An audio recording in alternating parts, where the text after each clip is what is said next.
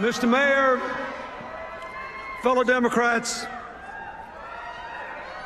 we are here to nominate a president. And I've got one in mind. I want to nominate a man whose own life has known its fair share of adversity and uncertainty. I want to nominate a man who ran for president to change the course of an already weak economy, and then just 6 weeks before his election saw it suffer the biggest collapse since the Great Depression. A man who stopped the slide into depression and put us on the long road to recovery, knowing all the while that no matter how many jobs that he saved or created, there'd still be millions more waiting, worried about feeding their own kids, trying to keep their hopes alive. I want to nominate a man who's cool on the outside,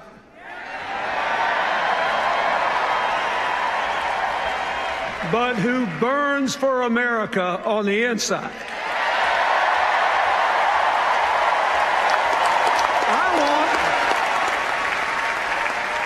I want a man who believes with no doubt that we can build a new American dream economy driven by innovation and creativity, by education, and yes, by cooperation. And by the way, after last night, I want a man who had the good sense to marry Michelle Obama.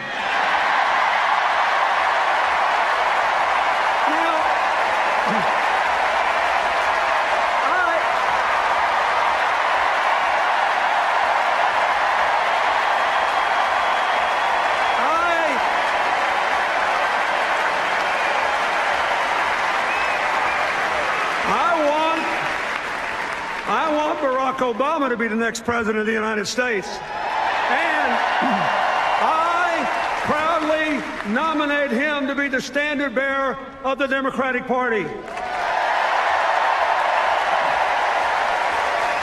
Now, folks, in Tampa a few days ago, we heard a lot of talk about how the president and the Democrats don't really believe in free enterprise and individual initiative, how we want everybody to be dependent on the government, how bad we are for the economy. This Republican narrative, its alternative universe, says that every one of us in this room who amounts to anything, we're all completely self-made. One of the greatest chairmen the Democratic Party ever had, Bob Strauss, used to say that every politician wants every voter to believe he was born in a log cabin he built himself. But, as Strauss then admitted, it ain't so. We Democrats, we think the country works better with a strong middle class, with real opportunities for poor folks to work their way into it, with a relentless focus on the future, with business and government actually working together to promote growth and broadly shared prosperity. You see, we believe that we're all in this together is a far better philosophy than you're on your own. Now,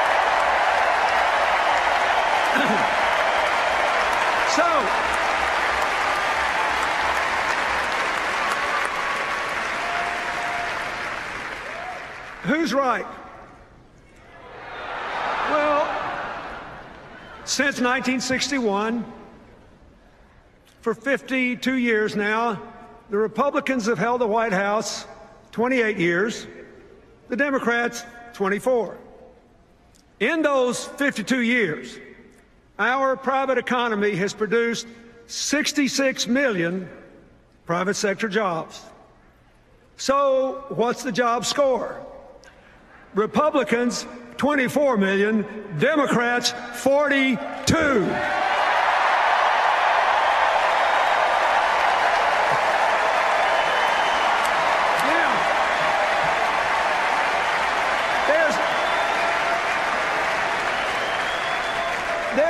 reason for this.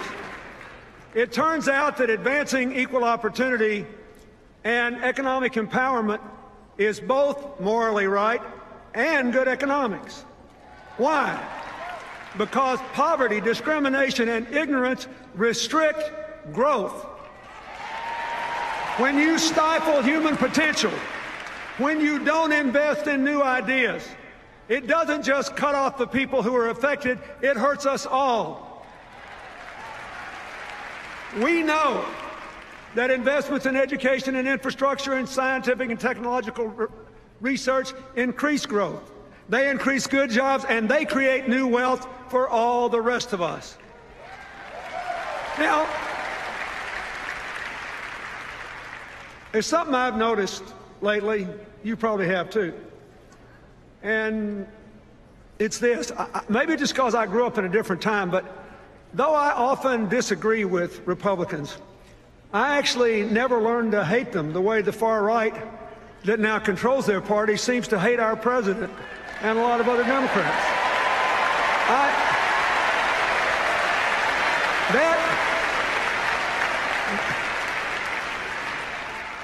That would be impossible for me because President Eisenhower sent federal troops to my home state to integrate Little Rock Central High School. President Eisenhower built the interstate highway system. When I was a governor, I worked with President Reagan in his White House on the first round of welfare reform and with President George H.W. Bush on national education goals. I'm actually very grateful to, if you saw from the film what I do today, I have to be grateful, and you should be too, that President George W. Bush supported PEPFAR. It saved the lives of millions of people in poor countries.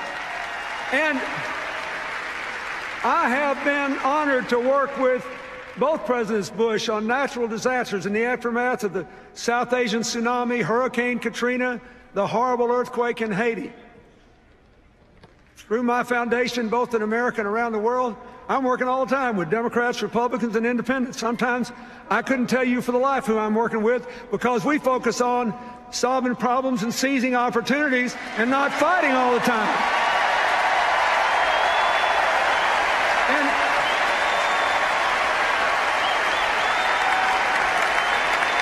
So here's what I want to say to you. And here's what I want the people at home to think about. When times are tough and people are frustrated and angry and hurting and uncertain, the politics of constant conflict may be good. But what is good politics does not necessarily work in the real world. What works in the real world is cooperation. What works in the real world is cooperation. Business and government, foundations and universities. Ask the mayors who are here.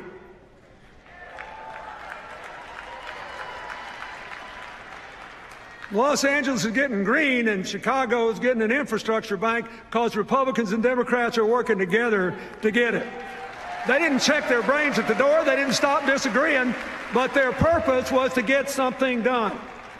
Now, why is this true? Why does cooperation work better than constant conflict? Because nobody's right all the time, and a broken clock is right twice a day. And every one of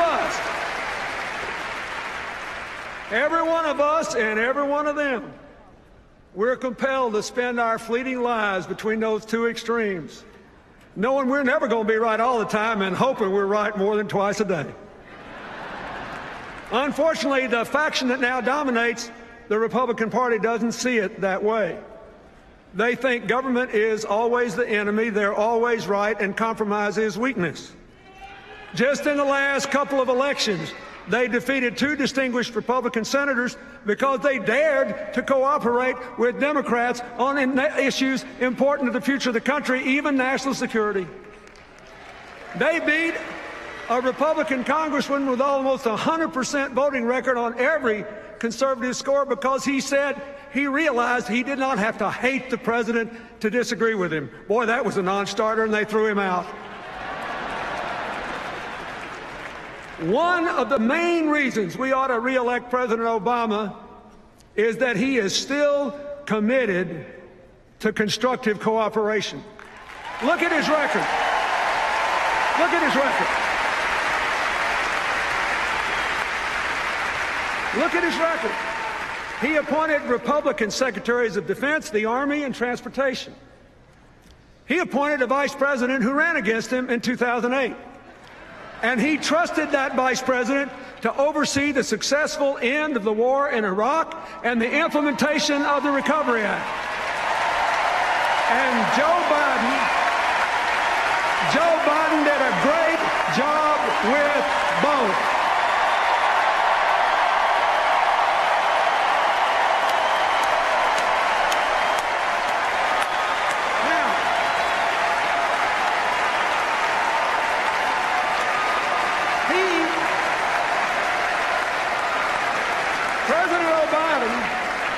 President Obama appointed several members of his cabinet, even though they supported Hillary in the primary. Heck, he even appointed Hillary. Now,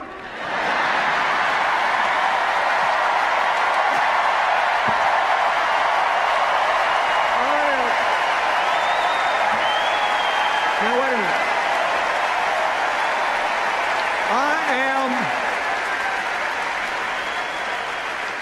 I am very proud of her.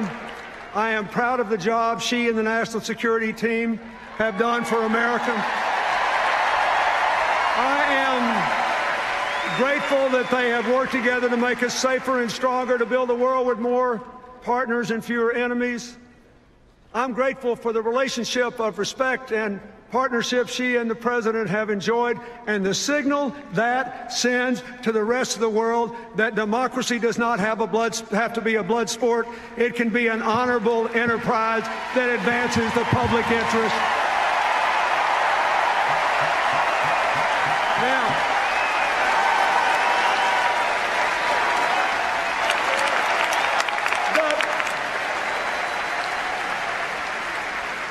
Besides the national security team, I am very grateful to the men and women who've served our country in uniform through these perilous times.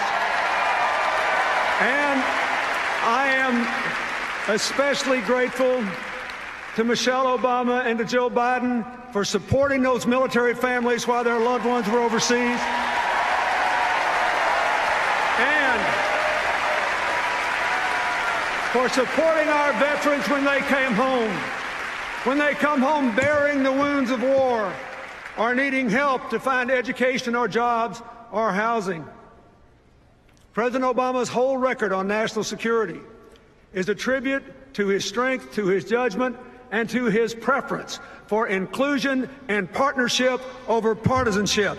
We need more of it in Washington, D.C.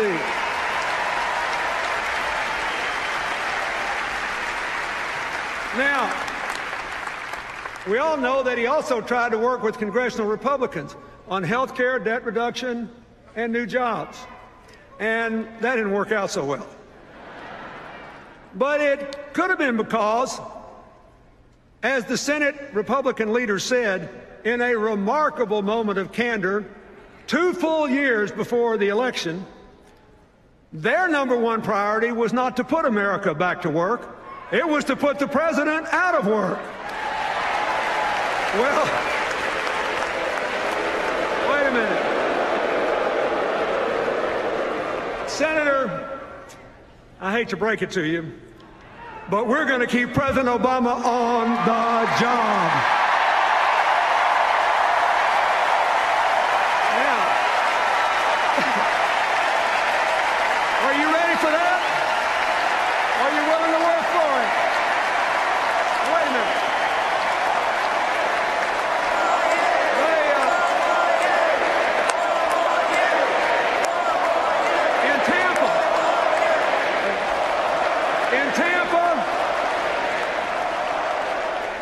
In Tampa, did y'all watch their convention? I did. In Tampa, the Republican argument against the president re-election was actually pretty simple, pretty snappy. It went something like this. We left him a total mess. He hadn't cleaned it up fast enough, so fire him and put us back in.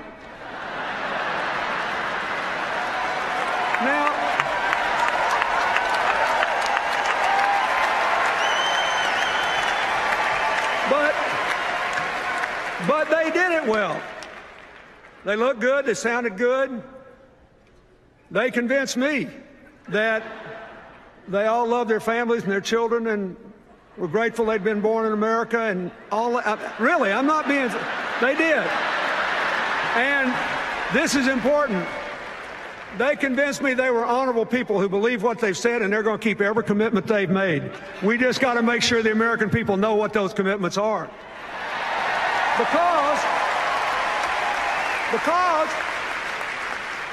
in order to look like an acceptable, reasonable, moderate alternative to President Obama, they just didn't say very much about the ideas they've offered over the last 2 years. They couldn't. Because they want to go back to the same old policies that got us in trouble in the first place. They want to cut taxes for high-income Americans even more than President Bush did.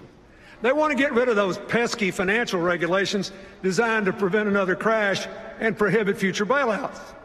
They want to actually increase defense spending over a decade $2 trillion more than the Pentagon has requested, without saying what they'll spend it on.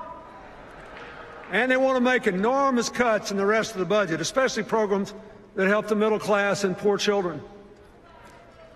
As another president once said, there they go again. Now,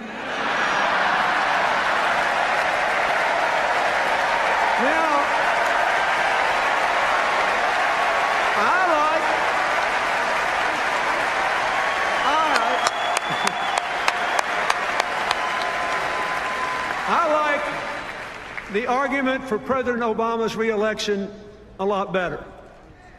Here it is. He inherited a deeply damaged economy. He put a floor under the crash.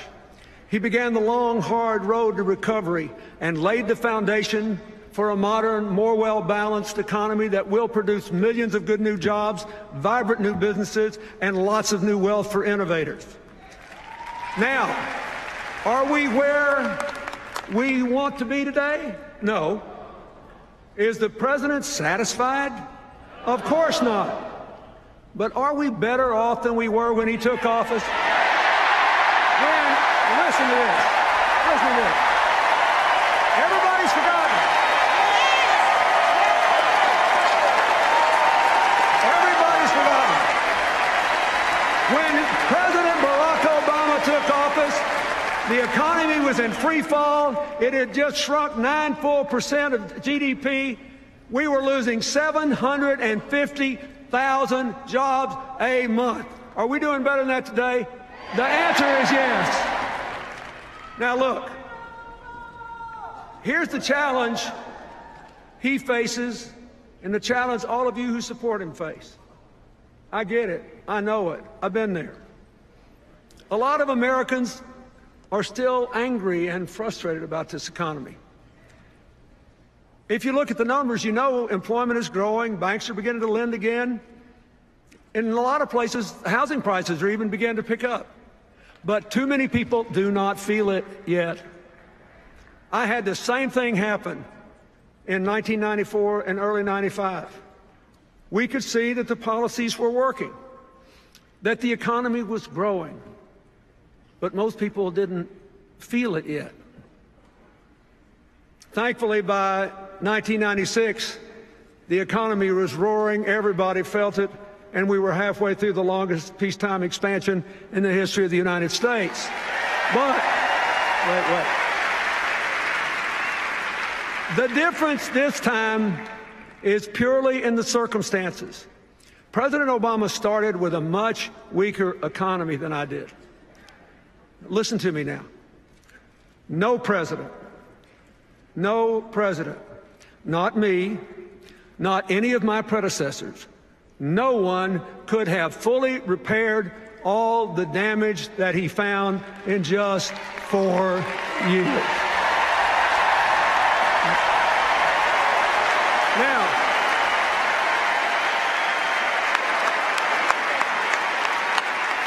but he has laid the foundations for a new, modern, successful economy of shared prosperity. And if you will renew the president's contract, you will feel it. You will feel it. Folks, whether the American people believe what I just said or not may be the whole election. I just want you to know that I believe it. With all my heart, I believe it.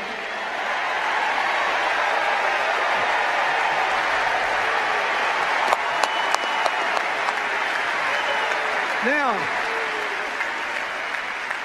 why do I believe it? I'm fixing to tell you why. I believe it because President Obama's approach embodies the values, the ideas, and the direction America has to take to build the 21st century version of the American dream, a nation of shared opportunities, shared responsibilities, shared prosperity, a shared sense of community.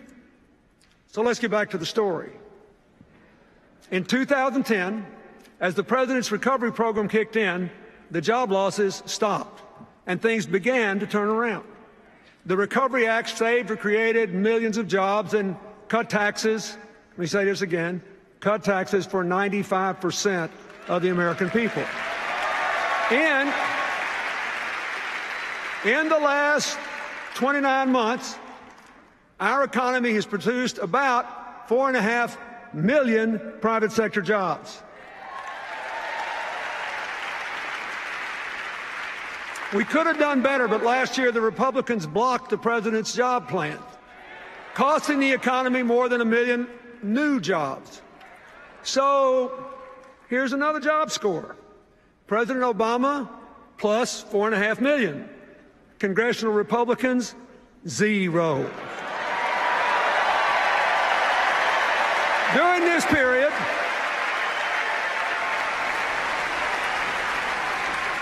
period, more than 500,000 manufacturing jobs have been created under President Obama. That's the first time manufacturing jobs have increased since the 1990s. And I'll tell you something else. The auto industry restructuring worked. It saved more than 1 million jobs, and not just at GM, Chrysler, and their dealerships, but in auto parts manufacturing all over the country. That's why even the automakers who weren't part of the deal supported it. They needed to save those parts suppliers too. Like I said, we're all in this together.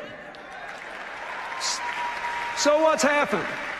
There are now 250,000 more people working in the auto industry than on the day the companies were restructured. So, now, we all know that Governor Romney opposed the plan to save GM and Chrysler. So, here's another job score. Are you listening in Michigan and Ohio and across the country? Here's another job score. Obama, 250,000. Romney, 0. Now, the agreement the administration made with the management, labor, and environmental groups to double car mileage, that was a good deal, too. It will cut your gas prices in half, your gas bill. No matter what the price is, if you double the mileage of your car, your bill will be half what it would have been. It will make us more energy independent. It will cut greenhouse gas emissions. And according to several analyses over the next 20 years, it'll bring us another 500,000 good new jobs into the American economy.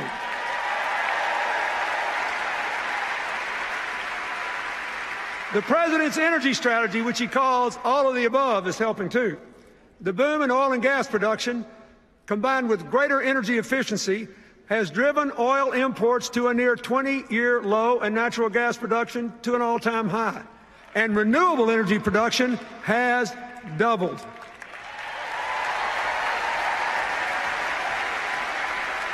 Of course, we need a lot more new jobs.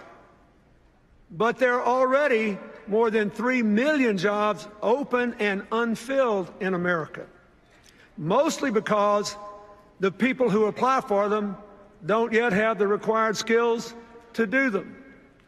So even as we get Americans more jobs, we have to prepare more Americans for the new jobs that are actually going to be created. The old economy is not coming back.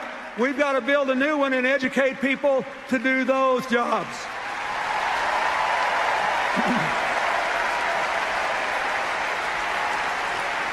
The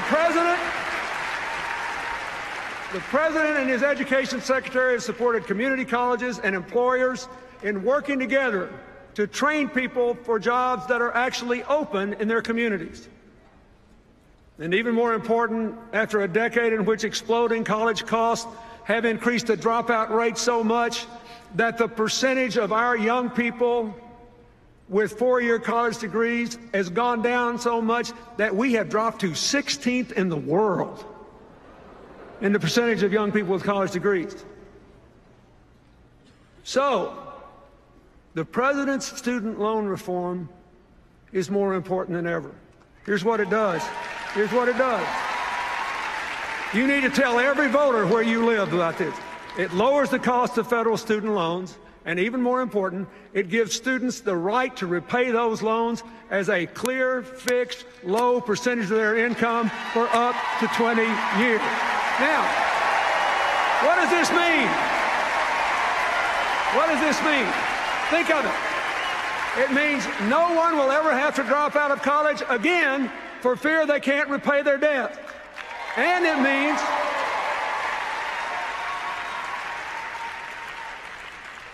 means that if someone wants to take a job with a modest income, a teacher, a police officer, if they want to be a small town doctor in a little rural area, they won't have to turn those jobs down because they don't pay enough to repay the debt. Their debt obligation will be determined by their salary. This will change the future for young Americans.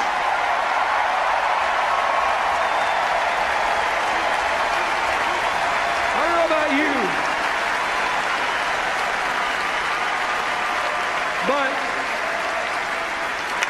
on all these issues, I know we're better off because President Obama made the decisions he did. Now, that brings me to health care. Now the Republicans call it derisively Obamacare. They say it's a government takeover, a disaster, and that if we'll just elect them, they'll repeal it. Well, are they right? Let's take a look at what's actually happened so far. First, individuals and businesses have already gotten more than $1 billion in refunds from insurance companies because the new law requires 80 to 85% of your premium to go to your health care, not profits or promotion. And the gains are even greater than that because a bunch of insurance companies have applied to lower their rates to comply with the requirement. Second, more than 3 million young people between 19 and 25 are insured for the first time because their parents' policies can cover them. Third, millions of seniors are receiving preventive care, all the way from breast cancer screenings to tests for heart problems and scores of other things, and younger people are getting them too. Fourth, soon the insurance companies, not the government, the insurance companies will have millions of new customers, many of them middle-class people with pre-existing conditions who never could get insurance before. Now, finally, listen to this. For the last 2 years, after going up at 3 times the rate of inflation for a decade, for the last 2 years, health care costs have been under 4% in both years for the first time in 50 years. So,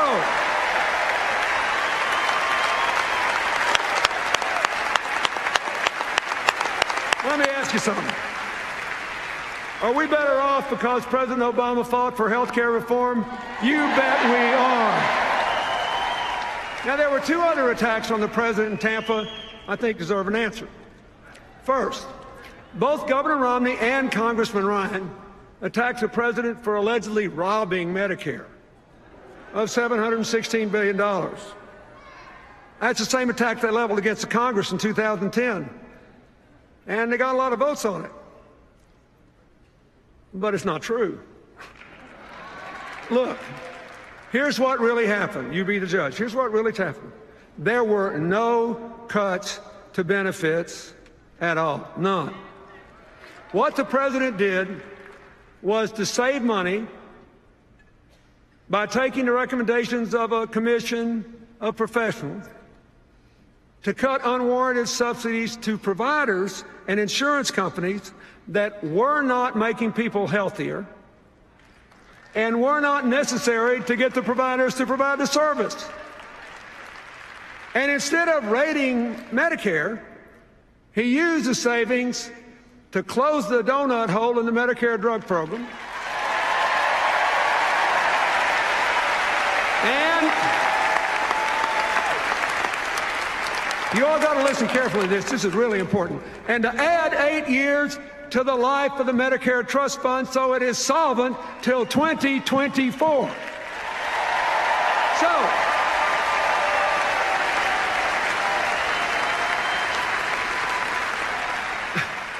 So President Obama and the Democrats didn't weaken Medicare, they strengthened Medicare.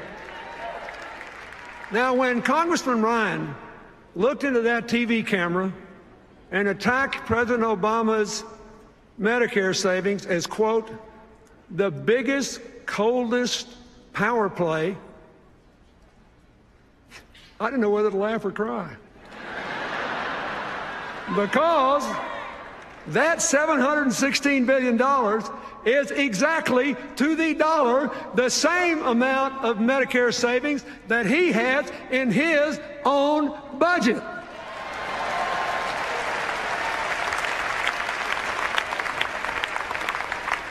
You got to get one thing. It takes some brass to attack a guy for doing what you did.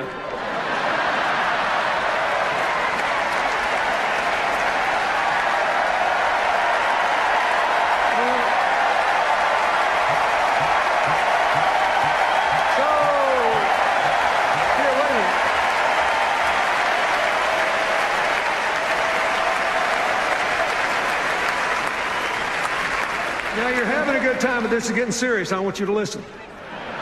It's important, because a lot of people believe this stuff. Now, at least on this issue, and this one issue, Governor Romney has been consistent. He attacked President Obama, too. But he actually wants to repeal those savings and give the money back to the insurance company. He wants to go back to the old system, which means we'll reopen the donut hole and force seniors to pay more for drugs. And we'll reduce the life of the Medicare Trust Fund by 8 full years. So, if he's elected, and if he does what he promised to do, Medicare will now grow broke in 2016. Think about that. That means, after all, we won't have to wait until their voucher program kicks in 2023 to see the end of Medicare as we know it. They're going to do it to us sooner than we thought. Now, folks, this is serious because it gets worse. And you won't be laughing when I finish telling you this. They also want to block grant Medicaid and cut it by 1/3 over the coming 10 years. Of course, that's going to really hurt a lot of poor kids.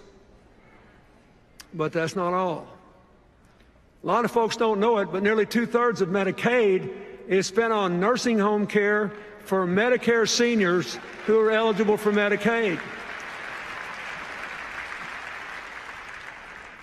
It's going to end Medicare as we know it.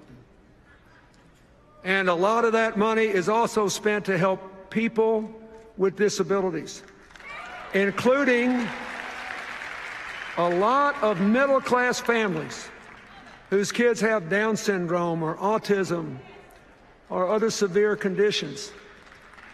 And honestly, just think about it. If that happens, I don't know what those families are going to do. So I know what I'm going to do. I'm going to do everything I can to see that it doesn't happen. We can't let it happen. We can't.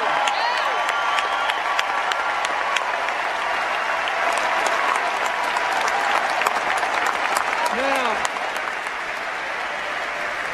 wait a minute.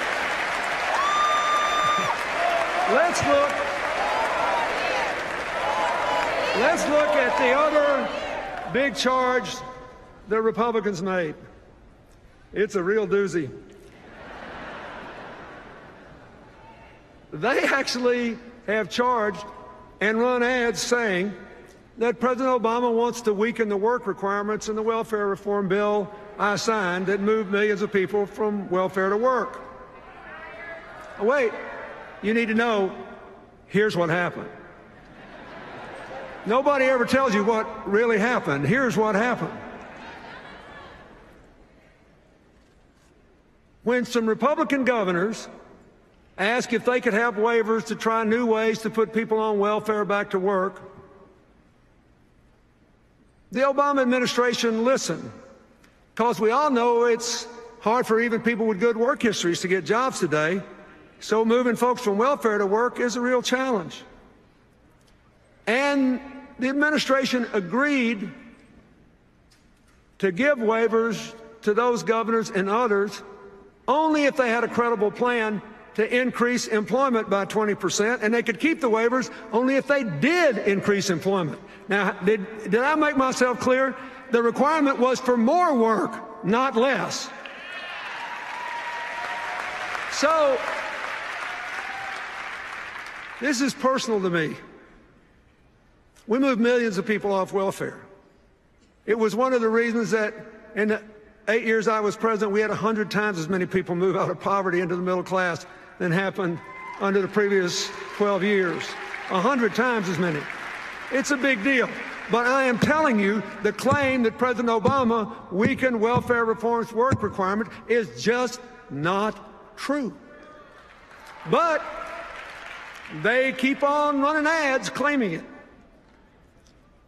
You want to know why? Their campaign posters said, "We are not going to let our campaign be dictated by fact checkers." Now, finally I can say that is true.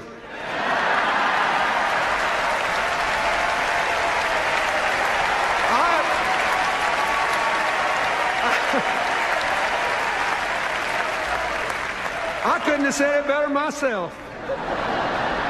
And I hope you and every American within the sound of my voice remembers it every time they see one of those ads and it turns into an ad to re-elect Barack Obama and keep the fundamental principles of personal empowerment and moving everybody who can get a job into work as soon as we can.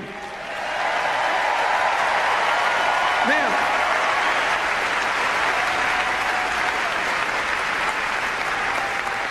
let's talk about the debt. Today, interest rates are low, lower than the rate of inflation. People are practically paying us to borrow money, hold their money for them. But it will become a big problem when the economy grows and interest rates start to rise. We got to deal with this big long-term debt problem, or it will deal with us. It'll gobble up a bigger and bigger percentage of the federal budget we'd rather spend on education and health care and science and technology. We got to deal with it. Now, what has the president done? He has offered a reasonable plan of $4 trillion in debt reduction over a decade, with $2.5 trillion coming from, for every $2.5 trillion in spending cuts, he raises $1 in new revenues, 2.5 to 1. And he has tight controls on future spending. That's the kind of balanced approach proposed by the Simpson-Bowles Commission, a bipartisan commission. Now, I think this plan is way better than Governor Romney's plan. First, the Romney plan fails the first test of fiscal responsibility. The numbers just don't add up. I mean, consider this. What would you do if you had this problem? Somebody says, oh, we got a big debt problem, we got to reduce the debt. So what's the first thing he says we're going to do? Well, to reduce the debt, we're going to have another $5 trillion in tax cuts, heavily weighted to upper income people. So we'll make the debt hole bigger before we start to get out of it. Now, when you say, what are you going to do about this $5 trillion you just added on? They say, oh, we'll make it up by eliminating loopholes in the tax code. So then you ask, well, which loopholes and how much? You know what they say? See me about that after the election. I'm not making it up. That's their position. See me about that after the election. Now, people ask me all the time how we got 4 surplus budgets in a row. What new ideas did we bring to Washington? I always give a one-word answer. Arithmetic.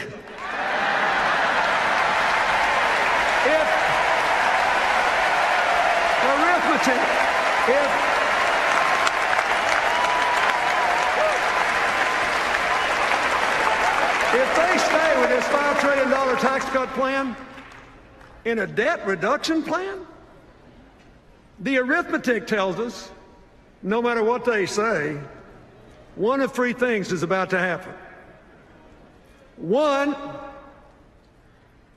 assuming they try to do what they say they'll do, get rid of, cover it by deductions, cutting those deductions.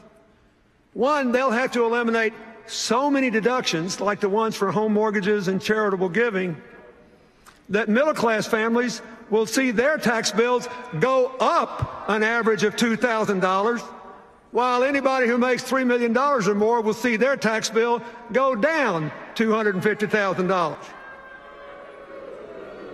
Or, 2, they'll have to cut so much spending that they'll obliterate the budget for the national parks, for ensuring clean air, clean water, safe food, safe air travel.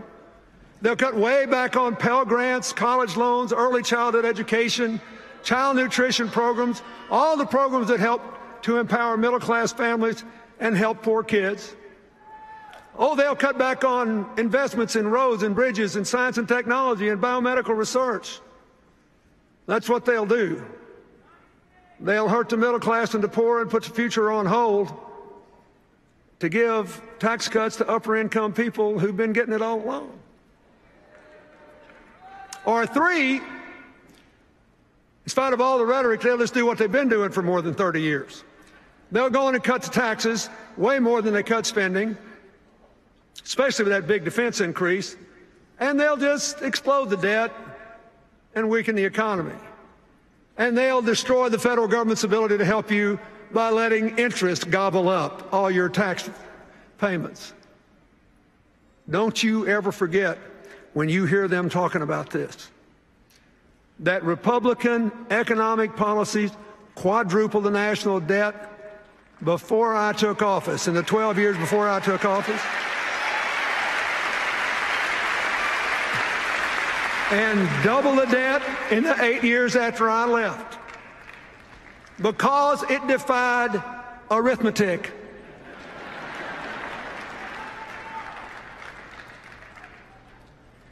It was a highly inconvenient thing for them in our debates that I was just a country boy from Arkansas, and I came from a place where people still thought 2 and 2 was 4. It's arithmetic. We simply cannot afford to give the reins of government to someone who will double down on trickle down. Now, think about this.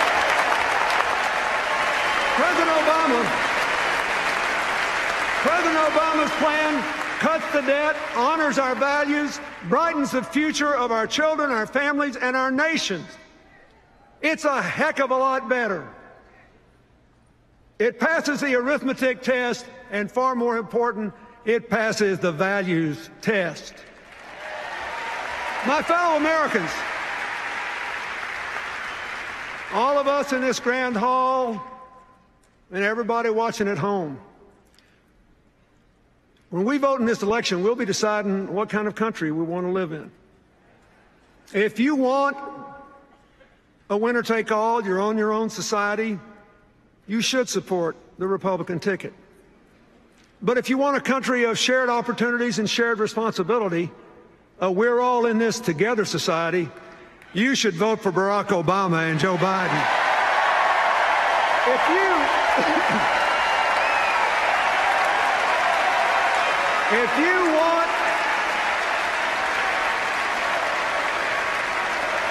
If you want America, if you want every American to vote, and you think it is wrong to change voting procedures just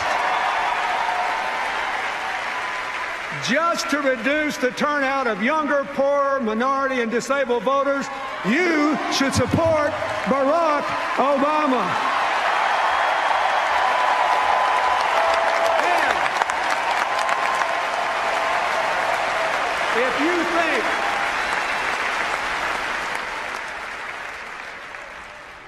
If you think the president was right to open the doors of American opportunity to all those young immigrants brought here when they were young so they can serve in the military or go to college, you must vote for Barack Obama. If you want a future of shared prosperity, where the middle class is growing and poverty is declining, where the American dream is really alive and well again, and where the United States maintains its leadership as a force for peace and justice and prosperity in this highly competitive world, you have to vote for Barack Obama. Look,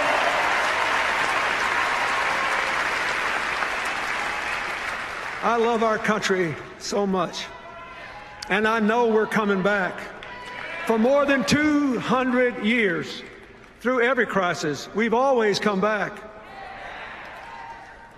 People have predicted our demise ever since George Washington was criticized for being a mediocre surveyor with a bad set of wooden false teeth.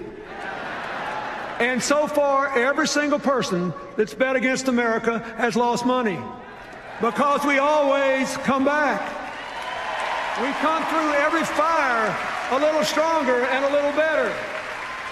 And we do it because in the end we decide to champion the cause for which our founders pledged their lives, their fortunes, their sacred honor. The cause of forming a more perfect union. My fellow Americans, if that is what you want, if that is what you believe, you must vote and you must re-elect President Barack Obama. God bless you and God bless